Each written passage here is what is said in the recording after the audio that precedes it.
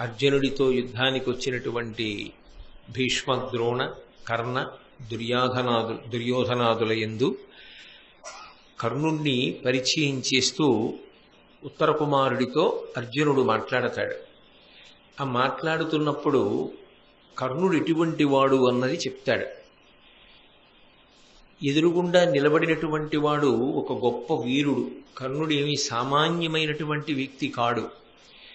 కానీ కర్ణుడైతే కొద్దిగా నోటి దురుసుతనంగా ప్రవర్తిస్తూ ఉంటాడు. అనేక సందర్భాలలో అది కనపడుతూ ఉంటుంది. అదే అర్జునుడైతే కర్ణుణ్ణి పరిచయం చేసేటప్పుడు ఉత్తర కుమారుడితో కొన్ని మాటలు చెప్తాడు. ఆయన వీరాగ్రేసరుడు అంటాడు. కర్ణుడు వీరుల యందు చాలా చాలా గొప్పవాడు. కాబట్టి ఆయనని తక్కువ అంచనా వేయడం కానీ, ఆయన సామాన్యమైనటువంటి వీరుడు అని లెక్క పెట్టడం కానీ కుదిరే విషయం కాదు. అపారమైనటువంటి భుజబలము కలిగినటువంటి వాడు. కాబట్టి పరమాద్భుతమైనటువంటి రీతిలో లక్ష్యశుద్ధితో బాణప్రయోగం చేయగలిగినటువంటి వాడు. విశేషించి దుర్యోధనుడి యొక్క ప్రేమకు పాత్రుడైనటువంటి వాడు.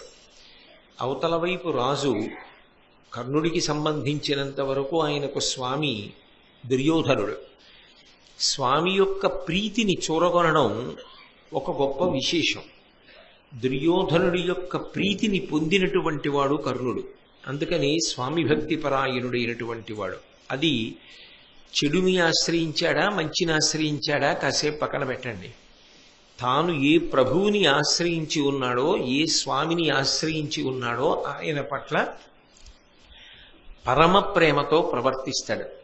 అలా ప్రవర్తించిన కారణం చేత దుర్యోధనుని యొక్క విశేషమైనటువంటి ప్రీతికి పాత్రుడైనటువంటి వాడు. యుద్ధంలో ఎవరినీ లెక్క చెయ్యడు. దానివల్ల భయమనేటటువంటి మాట ఆయన యందు అన్వయము కాదు. నిర్భయంగా పోరాటం చేస్తాడు.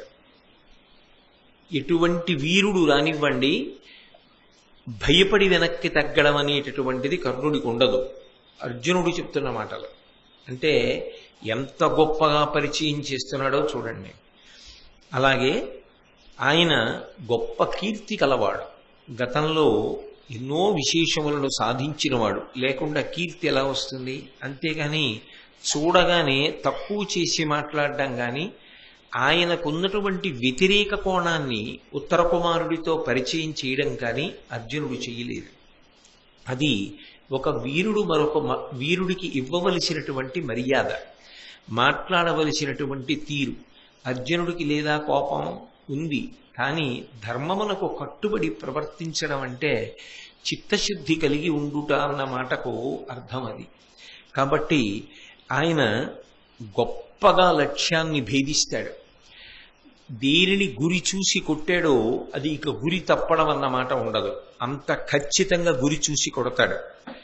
అన్నిటినీ మించి ఉత్తర కుమార, దుర్యోధనుడు ఈ కర్ణుడిని దగ్గర పెట్టుకున్నప్పుడు కేవలముగా నాకు శత్రువుగా తీర్చిదిద్దాడు. నా పట్ల అంత మాత్సర్యాన్ని పెంచుకున్నాడు. దుర్యోధనుడు అంత గొప్పగా తయారు చేశాడు ఈ కర్ణుణ్ణి. అందుకే ఎప్పుడెప్పుడు నాతో యుద్ధం వస్తుందా అని ఈ కర్ణుడు ఎదురు చూస్తూ ఉంటాడు. అంతవరకు మాత్రమే చెప్పాడు. అంటే నిజానికి అందులో ఏది పరిహరించాలో, ఏది మాట్లాడవలసిన అవసరం లేదు, ఏది కఠినంగా ఉంటుందో ఆ విషయాలు వీటిని కూడా అర్జునుడు ప్రస్తావించలేదు. ఇది ఒక్కొక్కరి యొక్క మాట వైభవానికి ప్రతీక. నేను నిజానికి మహాభారతంలో కర్ణుడు అన్న విషయాన్ని పరిశీలనం చేస్తున్నప్పటికీ సాటి వీరుడు పట్ల చూపించేటటువంటి గౌరవానికి సంబంధించినంత వరకు అర్జునుడి మాట తీరును ఒకసారి ఉటంకించడం జరిగింది. తర్వాత ఆ ఉత్తర గోగ్రహణ సమయంలో గోవులని మరలించి మళ్లీ విరాటరాజు గారి యొక్క నగరానికి తీసుకెళ్లడానికి అర్జునుడు ప్రయత్నిస్తున్నాడు. ఎలాగైనా గోవులన్నిటినీ కూడా హస్తినాపురానికి తరలించడానికి దుర్యోధనాదులు ప్రయత్నిస్తున్నారు. అలా ప్రయత్నించేటటువంటి సందర్భంలో సహజంగా కర్ణుడికి అర్జునుడికి యుద్ధం జరుగుతుంది.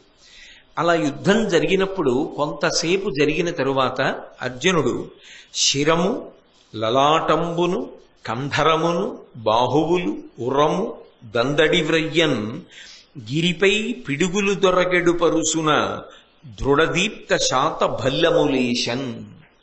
అసలు కర్ణుడికి ఉక్కిరి బిక్కిరయ్యేటట్టుగా తిరిగి అర్జునుడి మీద బాణాలు సంధించి ప్రయోగించడానికి కావలసినటువంటి అవకాశాన్ని ఇవ్వకుండా అర్జునుడు కర్ణుని యొక్క తల మీద, నుదురు మీద, కంఠం మీద, బాహువుల మీద, వక్షస్థలం మీద బాణములనన్నింటినీ కూడా కుప్పించేశాడు. అన్ని బాణములన్నీ తగిలేటప్పటికీ ఇక యుద్ధభూమి యందు నిలబడలేకపోయాడు. అర్జునుడి బాణములను ఎదుర్కొనడం గాని, అర్జునుడిని కొట్టడం గాని కర్ణుడికి సాధ్యం కాలేదు.